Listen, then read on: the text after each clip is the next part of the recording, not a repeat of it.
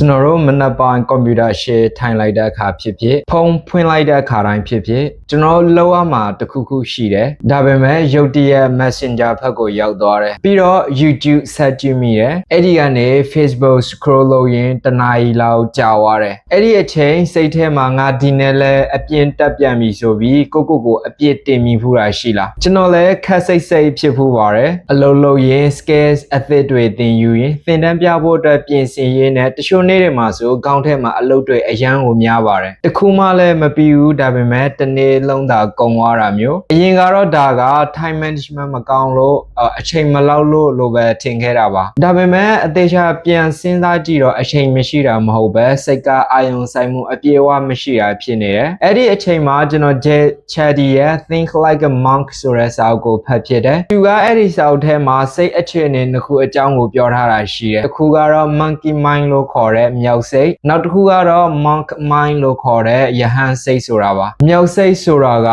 တိတ်ခတ်တစ်ခုကနေတစ်ခုကိုကူးနေတဲ့မြောက်တွေလိုပဲဖုန်း notification တက်လာရင်အဲ့ဒီဘက်ကိုသွားလိုက်သူများတွေအကြောင်းကြားလို့ရှိရင်လည်းအဲ့ဒီဘက်ကိုစိတ်ဝင်စားတော့ပြန်ရောအတိတ်ကအကြောင်းတွေတွေးပြီးပူလိုက်အနာဂတ်အတွက်စဉ်းစားပြီးစိုးရိမ်လိုက်နဲ့စိတ်ကတနေရာထဲမှာငြိမ်မနေဘူးကျွန်တော်တို့တော်တော်များများကမြောက်စိတ်နဲ့နေ့စဉ်အလုပ်တွေကိုလုပ်နေကြတာပါဒီစာအုပ်ထဲမှာသဘောကျတာတခုကယဟန်တပါးလို့နေဖို့ဆိုတာသင်္ကန်းတော်ဝတ်ဖို့ပြောတာမဟုတ်ပါဘူးစိတ်ကိုယဟန်တပါးလို့တည်ငြိမ်အောင်စနစ်တကျပြုပြင်ထိမ့်သိမ့်ဖို့ပြောထားတာဖြစ်ပါတယ်သူကဒီနေရာမှာအပိုင်း၃ပိုင်းနဲ့ရှင်းပြထားတယ်နံပါတ်1 let go နံပါတ်2ကြီးထွားခြင်း grow နဲ့နံပါတ်3မျှဝေခြင်း give ဆိုတာပါ let go ဆွန့်လွတ်ခြင်းဆိုတာကတော့ကျွန်တော်တို့ခေါင်းထဲမှာရှိနေတဲ့အမိုက်တွေကိုရှင်းထုတ်တာgrow ကြီးထွားခြင်းဆိုတာတော့ကိုယ့်ရဲ့ဓမ္မဒါမှမဟုတ်ကိုယ့်ရဲ့ဝါသနာတွေကိုပေါင်းစပ်ပြီးတော့မှကြီးထွားစေတာဖြစ်ပါတယ် give မျှဝေခြင်းဆိုတာကတော့ကိုသိလာတဲ့အသိဉာဏ်တွေဗဟုသုတတွေကိုတခြားသူတွေသိရှိအောင်မျှဝေပေးတာမျိုးပါ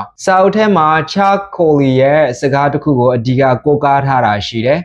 ဒါကတော့ငါဟာငါထင်တယ်လို့မဟုတ်ဘူးငါဟာမင်းထင်တယ်လို့လည်းမဟုတ်ဘူးငါဟာမင်းထင်တယ်လို့ငါထင်တဲ့အတိုင်းဖြစ်နေတာဒီစကားကတော့နည်းနည်းရှုပ်တယ်လို့ရှိပါတယ်လွယ်ပြောရရင်တော့ကျွန်တော်တို့ကသူများတွေငါ့ကိုဘယ်လိုမြင်တယ်လဲဆိုတော့စိတ်နဲ့ပဲရှင်သန်နေကြတာဖြစ်ပါတယ်အသက်ဒီလောက်ရှိပြီးဒီအလုပ်ပဲလုပ်နေရတော့လားဒီလိုနိုင်ရှင်ချက်တွေကစိတ်ကိုပိုပြီးချုပ်ထွေးစေပါတယ်ကျွန်တော်တို့နေ့စဉ်ဘဝမှာဒါကိုဘယ်လိုပြောင်းလဲမလဲနေ့စဉ်ဘဝမှာပြောင်းလဲဖို့အတွက်ဒီစာအုပ်ထဲမှာဖော်ပြထားတဲ့နည်းလမ်းနှစ်ခုရှိပါတယ်ပထမတစ်ခုက spot stop swap လို့ခေါ်တဲ့စောင့်ကြည့်ရက်တန်ပြောင်းလဲဆိုတဲ့ပုံစံမျိုးပါနောက်တစ်ခုကတော့ TIME time လို့ခေါ်တဲ့ framework ပဲဖြစ်ပါတယ်ဒါတွေကိုအသေးစိတ်ရှင်းပြပေးပါမယ်ကျွန်တော်တို့အလုပ်လုံးနေရင်စာချက်နေရင်လည်းငါဒါတွေတော့မလုံနိုင်တော့ပါဘူးလို့တွေးမိတာမျိုးဒါမှမဟုတ်လို့ရှိရင်လည်းတပါးသူတွေရဲ့အောင်မြင်မှုကိုတွေးပြီးတော့မှမနာလိုစိတ်ဝင်လာတဲ့အခါမျိုးမှာဒီ S သုံးလုံးကိုအသုံးပြုလို့ရပါတယ်ကျွန်တော်တို့စိတ်ထဲမှာအဆိုးမြင်စိတ်တွေဝင်လာတဲ့အခါဆိုလို့ရှိရင်ငါစိတ်ထဲမှာအဆိုးမြင်စိတ်တွေဝင်လာနေပါလားဆိုပြီးတော့မှ spot တတိထားပြီးစောင့်ကြည့်တာပြီးလို့ရှိရင်တော့ဒီအတွေ့တွေကိုဆက်မတွေ့တော့ဘဲနဲ့ရပ်ပစ်လိုက်တာ stop ပြီးရင်လက်တွေ့ကြတဲ့အတွေ့တစ်ခုနဲ့အစားထိုးလိုက်တာမျိုးပေါ့ဥပမာသူဒီလိုမျိုးအောင်မြင်မှုတွေရနေတာသူစ조사ခဲ့လို့ပဲငါလည်းသူ့လိုမျိုးဒါမှမဟုတ်သူ့ထက်ပိုတာအောင်စ조사မှန်ဆိုလို့ရှိရင်တော့ဒီထက်မကဖြစ်နိုင်ပါတယ်လဲဆိုပြီးတော့မှ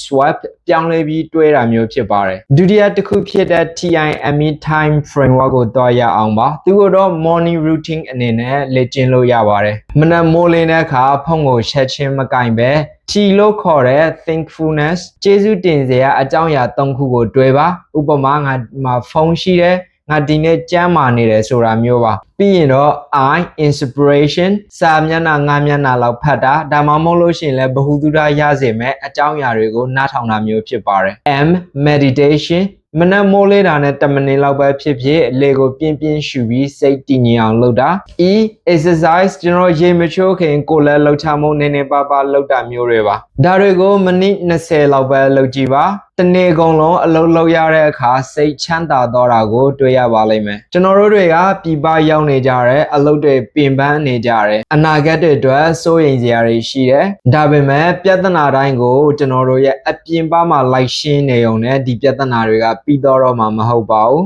အရင်ဆုံးကိုယ်စိတ်ထဲကမြောက်စိတ်ကိုငြိမ်အောင်ထိန်းဖို့လိုပါတယ်ဒီစာအကြောင်းကိုပြောပြရတာကစာဖတ်ပါလို့တိုက်တွန်းလိုတာထက်ကျွန်တော်တို့ရဲ့စိတ်အခြေအနေတွေကိုပြန်လည်စမ်းစစ်ကြည့်နိုင်ဖို့အတွက်ဖြစ်ပါတယ်ဒီဗီဒီယိုကြည့်နေသူတွေကရောအခုတလောအလုံးလုံးနေရတာစိတ်ရှုပ်နေတာလားဒါမှမဟုတ်စိတ်တွေပြန့်နှံ့နေတယ်လို့မျိုးခံစားရလားအပေါ်မှာပြောခဲ့တဲ့